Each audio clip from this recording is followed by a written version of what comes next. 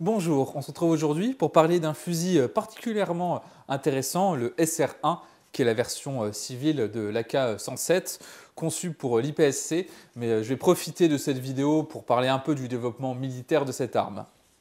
Mais avant de commencer, un grand merci à testgun.fr qui m'accueille et qui me confie ce SR1, et toujours un grand merci à mes chers tipeurs et autres mécènes du Tréon que je vous invite à rejoindre, si vous le pouvez bien sûr. La Russie, et par le passé l'Union soviétique, a toujours cherché à développer des fusils d'assaut avec un système pour compenser le recul. L'objectif n'était pas de rendre le tir agréable, d'autant plus que le recul du 5,45 par 39 mm n'est pas très important, mais c'était plutôt de permettre le tir automatique avec une très forte cadence de tir afin de maximiser la probabilité de toucher une cible. Divers mécanismes ont été essayés, notamment le système de poulie de l'AN-94 sur laquelle j'avais fait une vidéo, et plus récemment avec la série des AK-100, AK-107 en 5,45, AK-108 en 5,56 et AK-109 en 16,62. Mécaniquement, on garde le système Kalachnikov avec la culasse rotative et le piston à course longue. Cependant, on ne va pas avoir un piston, mais deux pistons. Un piston va s'occuper de la culasse de manière relativement classique, et le second piston va déplacer un contrepoids vers l'avant alors que la culasse va aller vers l'arrière. Et ça va permettre en fait d'annuler le recul de la culasse lorsqu'elle va frapper l'arrière du boîtier de culasse et aussi lorsqu'elle va revenir en avant. Ce mécanisme a été conçu par l'ingénieur Yuri Alexandrov, et malheureusement pour lui, les essais militaires n'ont pas été très concluants. Je pense à cause de la trop grande complexité du mécanisme, mais je vous montrerai ça dans un instant quand je démontrerai ce SR1. L'entreprise Kalachnikov va donc proposer son arme au marché civil en faisant bien sûr quelques modifications par rapport à la version militaire.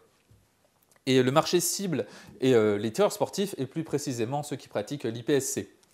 Initialement, l'arme à destination du marché civil était désignée MK107 et elle a été mise en vente en 2013. Finalement, ces MK107 ont eu quelques petits soucis et Kalachnikov a remodifié l'arme qui va devenir alors l'AK SR1.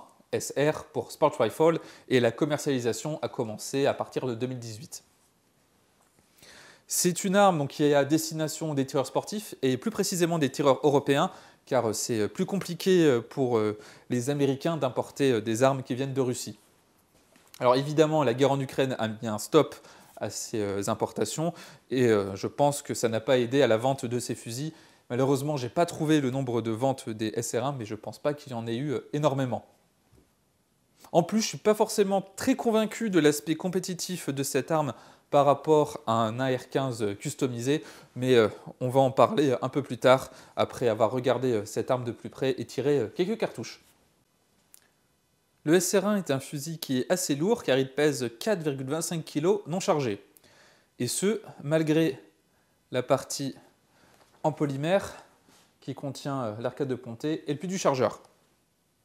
Le canon, lui, mesure un peu plus de 41 cm et il se termine par un frein de bouche qui participe sûrement à la bonne gestion du recul, même s'il est très bruyant pour les personnes à côté du tireur. D'ailleurs, en parlant de personnes à côté du tireur, l'éjection des étuis est assez vigoureuse, comme sur la plupart des fusils Kalachnikov. La sûreté, elle, est différente des autres fusils Kalachnikov, c'est ce bouton poussoir. Dans cette position, la sûreté est activée et qu'on pousse avec l'index, on désactive la sûreté. On n'a pas d'organe de visée fourni avec le SR1, mais ce n'est pas forcément surprenant car on préférera l'utiliser avec une optique. Donc là, j'ai une lunette de 1 par 6, je crois, et on a donc un rail Picatinny au-dessus, ainsi qu'un rail plus petit à l'avant. Le levier d'armement est situé sur la gauche, mais je crois qu'on peut également l'installer sur la droite. Et on peut remarquer que l'on a un espace derrière la culasse à cause de l'absence du sélecteur de tir classique des AK. Alors pour une arme de sport, ce n'est pas forcément un très gros problème, mais pour une arme militaire, cela peut engendrer des soucis de fiabilité si des débris s'insèrent dans le mécanisme. Le reste des contrôles est également un peu différent. On a un bouton d'éjection du chargeur qui est ambidextre. Donc moi j'active de ce côté-là. De même que notre arrêtoir de culasse est situé ici.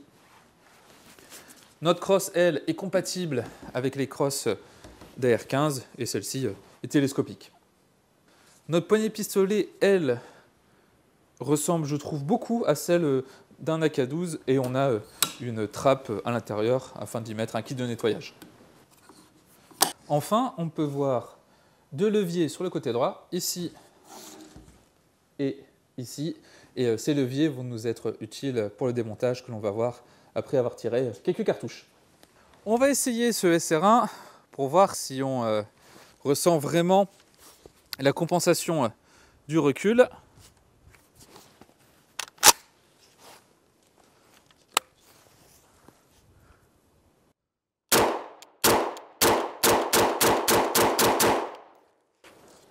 C'est extrêmement agréable à utiliser et en effet, l'arme bouge très peu. Par contre, pour être totalement honnête, je ne sais pas quel est le pourcentage de cette compensation du recul qui est fait par le mécanisme et le pourcentage qui est fait par le frein de bouche qui est très puissant et à mon avis qui doit énormément participer à la sensation très agréable du tir. J'aurais été bien curieux de l'essayer sans son frein de bouche pour voir qui est l'acteur principal de cette compensation du recul. En tout cas, c'est très chouette et comme l'arme est vraiment lourde, bah, c'est vraiment assez stable, c'est même très stable. Le réticule ne bouge quasiment pas. Donc c'est très chouette. Je vais en mettre quelques-unes en plus pour me faire un meilleur avis peut-être.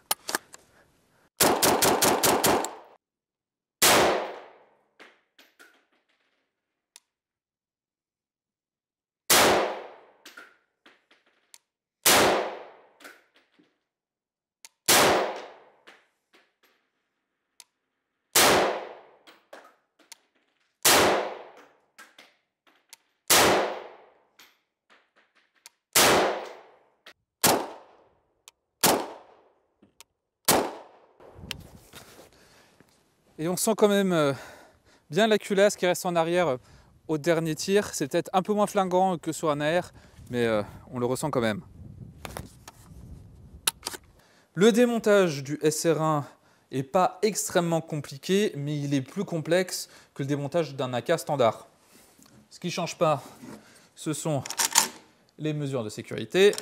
On n'a rien dans la chambre et on n'a pas de chargeur.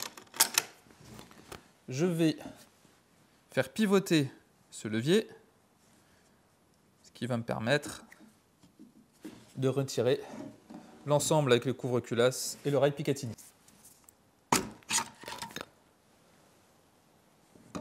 Je vais ensuite enlever le garde-main, même chose, j'ai mon levier, je le fais pivoter et je peux retirer le garde-main.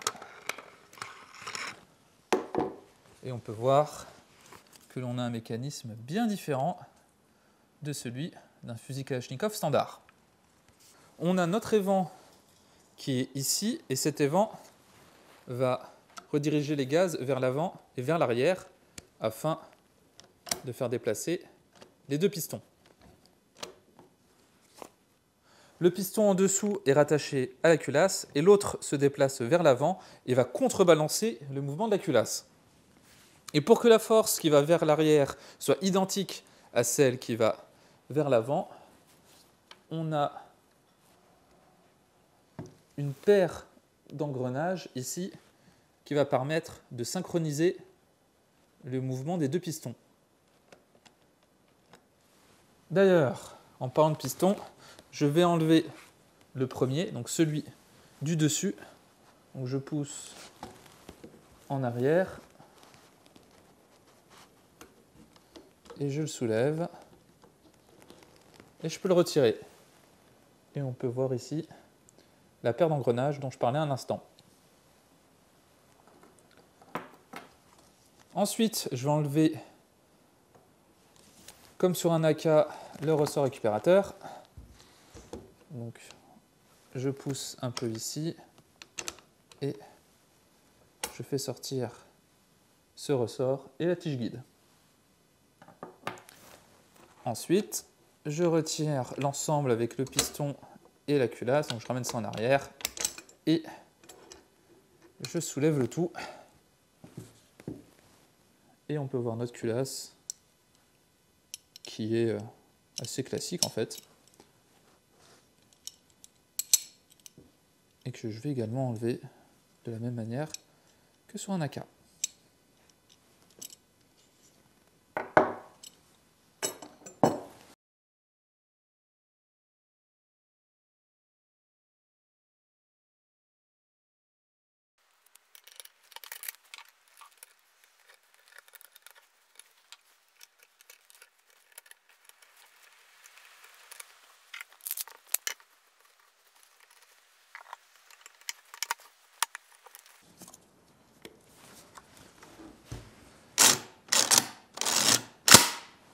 Le SR1 est une arme qui est mécaniquement très intéressante et je trouve que c'est un bon moyen de voir certains développements de l'armement russe. On peut se poser la question de l'utilité d'un tel mécanisme, surtout pour une arme militaire, car le mécanisme est complexe, rendant le fusil moins fiable qu'un AK classique. Par curiosité, j'aimerais bien un jour essayer un AR conçu pour la compétition avec un frein de bouche assez similaire à celui-ci, afin de voir s'il y a vraiment une grande différence par rapport à un AR-15 et un SR1. En tout cas, j'espère que cette vidéo vous aura permis de découvrir une petite rareté. Je vous invite, comme d'habitude, à vous abonner à la chaîne si ce n'est pas déjà fait, et si vous le pouvez, à rejoindre les Tipeee en description. Sur ce, on se dit à bientôt pour une prochaine vidéo.